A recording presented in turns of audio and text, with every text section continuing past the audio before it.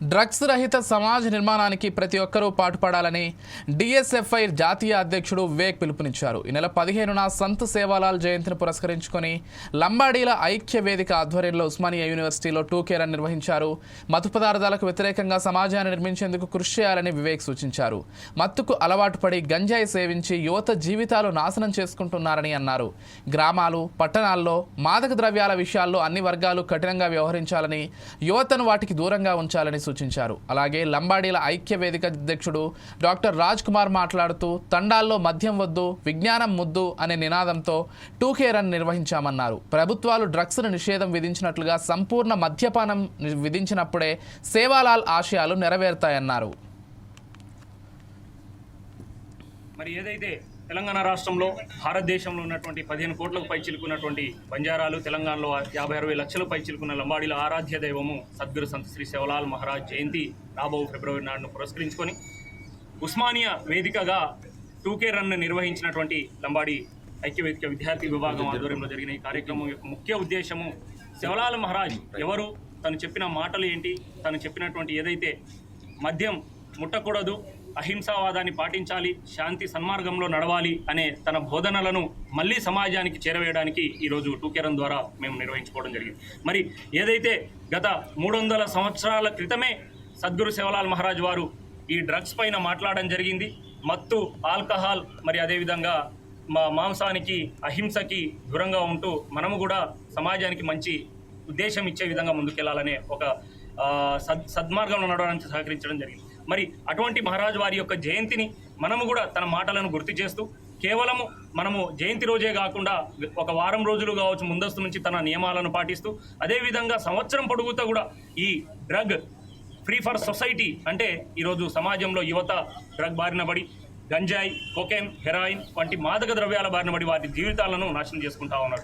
మరి ఈరోజు ప్రభుత్వాలు ఒకవైపు అవగాహన కల్పిస్తూ ఉన్నాయి, పోలీస్ యంత్రాంగం మరోవైపు అవగాహన కలిగిస్తూ ఉంది. మరి ఈ విధంగా సామాజికవేత్తలు, ఉద్యోగులు మరోవైపు అవగాహన కల్పిస్తూ ఉన్నారు. మరి ఈ అవగాహన కల్పించడం ఒక ఎత్తు అయితే ఆ మాదక ద్రవ్యాలు, డ్రగ్స్, ఆల్కహాల్ లభ్యత కూడా విరివిగా తెలంగాణలో మారుమూల తండాల్లో కూడా లభ్యమవుతా ఉంది. వీటిపైన కూడా ప్రభుత్వము, పోలీస్ యంత్రాంగం ఉక్కుపాదం మోపి ఏదైతే చట్టపరమైన చర్యలు, కఠిన చర్యలు తప్పవు అనే విధంగా సమాజానికి, యువతకి మెసేజ్ ఇచ్చినాడు, వాటికి దూరంగా అయ్యే అవకాశం ఉంది. మరి ఈరోజు ఆ బానిస అయిపోయి అడిక్ట్ అయిపోయినటువంటి యువత కూడా వారికి కౌన్సిలింగ్ చేసి ఈరోజు మోడర్న్ మెడిసిన్లు వచ్చాయి, వారి నుంచి బయటపడే అవకాశం కూడా ఉంది. కాబట్టి అటువంటి వారిని కూడా గుర్తించి వైద్యులు, మాలాంటి వైద్యుల దగ్గర తీసుకొచ్చి తప్పకుండా వారికి కౌన్సిలింగ్ చేసి, ట్రీట్మెంట్ చేసి వారి జీవితాన్ని కాపాడే అవకాశం ఉంటుంది. మరి సేవాలాల్ మహారాజ్ చెప్పిన మాటల్లో ఆనాడే చెప్పినటువంటి ఈ డ్రగ్ ఫ్రీ ఫర్ సొసైటీ ఈరోజు మనం పాటించాలి. ప్రతి ఒక్కరికి తన చెప్పిన మాటల్లో తీసుకెళ్లి సమాజంలో కూడా హెల్తీ అవేర్నెస్ని క్రియేట్ చేయాలి.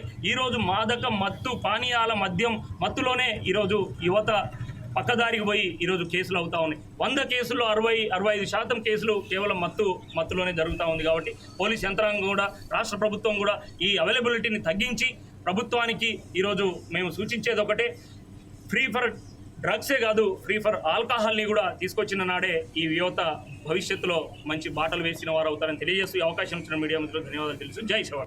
ఉస్మానియా గడ్డపై ఇవాళ 287వ సంత్ సేవాలాల్ జయంతిని పురస్కరించుకొని కేవలం జయంతి నాడు మాత్రమే కాకుండా 365 రోజులు కూడా సంత్ సేవాలాల్ కానివ్వండి, డాక్టర్ బాబాసాహెబ్ అంబేద్కర్ కానివ్వండి, పూలే ఒక మార్గదర్శకాల్లో ముందుకు పోవాలి అని చెప్పి మరొక్కసారి ఉస్మానియా గడ్డ నుంచి చేస్తున్నటువంటి ప్రయత్నానికి డిఎస్ఎఫ్ఐ జాతీయ అధ్యక్షుడిగా నా సంపూర్ణ మద్దతు తెలియజేస్తూ ఉన్నాం. ఈరోజు మనం చేస్తున్నటువంటి కార్యక్రమాలలో ఎంత మేరకు మనం ముందున్నాం అనేది మరొక్కసారి మనం అందరం కూడా మేల్కోవాల్సిన సమయం ఇది.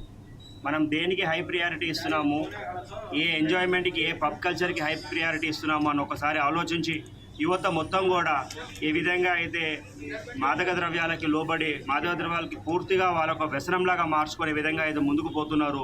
ఒక్కసారి ఆలోచించండి. కేవలం మాదక ద్రవ్యాలు తీసుకుంటే తనకి మాత్రమే పరిమితం కాకుండా, తన ఒక్క ఓన్ హెల్తే కాకుండా తన నుంచి సమాజం నుంచి ఫ్యామిలీ నుంచి సొసైటీ నుంచి స్టేట్ నుంచి ఈ దేశం యొక్క భవిష్యత్తు పూర్తిగా మీ చేతిలో ఉన్నది. యువత అంటేనే దేశ భవిష్యత్తు. ఈ యువత దేశ భవిష్యత్తుని ఏ విధంగా తీర్చిదిద్దాలో ఇక్కడి నుంచే, అడాలసెంట్ ఏజ్ నుంచి మనం అందరం కూడా ముందుకు తీసుకుపోవాలి. కాబట్టి ఇప్పటికైనా సరే ప్రభుత్వాలు మేల్కొని ప్రభుత్వం యొక్క చర్యలు ఏ విధంగా ఉండాలి అంటే కేవలం తీసుకునే వాళ్ళపై ఉన్నటువంటి చర్యలు కాకుండా ఎవరైతే పెడ్లర్స్ ఉన్నారో, ఎవరైతే అమ్ముతా ఉన్నారో, విక్టిమ్స్పై ఏ విధంగా అయితే రీహాబిలిటేషన్కి మీరు చర్య తీసుకుంటూ ఉన్నారో, ఎవరైతే ఈ పెడ్లింగ్ చేస్తున్నారో వాళ్ళకి సంపూర్ణంగా శిక్షలు ఏ విధంగా ఉండాలంటే ఇంకొకసారి మాదక ద్రవ్య పేరు తీసుకుంటేనే భయపడే విధంగా శిక్షలు ఉండాలా. ఇవాళ అనేక మంది పోలీస్ ఆఫీసర్లు, ఎఫిషియెంట్ ఆఫీసర్లు ఉస్మానియా గడ్డ నుంచి ఎంతో ఉంచ స్థాయి స్థితికి ఉన్నటువంటి వాళ్ళు ఉన్నారు మన రాష్ట్ర క్యాబినెట్లో. అదేవిధంగా హైదరాబాద్ యూనివర్సిటీ నుంచి ఉన్నటువంటి ఆలంనీళ్ళు భట్టి గారు కానివ్వండి, అదేవిధంగా శ్రీధర్ బాబు గారు కానివ్వండి, అనేక మంది క్యాబినెట్లో ఉన్నారు. కాబట్టి మరొక్కసారి ఉస్మానియా నుంచి నేను వాళ్ళందరినీ కూడా డిమాండ్ చేస్తూ ఉన్నా, మీ యొక్క ప్రణాళికలు కేవలం కాగితాలకి పరిమితం కాకుండా ఆచరణలో పరిమితం చేస్తూ, ఆచరణ చేస్తూ మొత్తం యావత్ రాష్ట్రం దేశంలో కూడా ఇటువంటి మహమ్మారిని మనం పూర్తిగా నిషేధించే విధంగా మా చర్యలు ఉండాలని చెప్పి మాకు ఈ అవకాశం ఇచ్చినందుకు మీ అందరికీ కూడా పేరు పేరున ధన్యవాదాలు తెలియజేసుకుంటూ, ఇటువంటి ఒక అవకాశానికి పరిమితిస్తున్నటువంటి ఉస్మానియా యూనివర్సిటీ పోలీస్ డిపార్ట్మెంట్ని కానివ్వండి, వీసీ గారిని కానివ్వండి, రిజిస్ట్రార్ గారిని కానివ్వండి, అదేవిధంగా ఇక్కడ లోకల్ సెక్యూరిటీ పీపుల్కి కానివ్వండి, ప్రింట్ మీడియా, ఎలక్ట్రానిక్ మీడియా ప్రతి ఒక్కరికి కూడా పేరు పేరున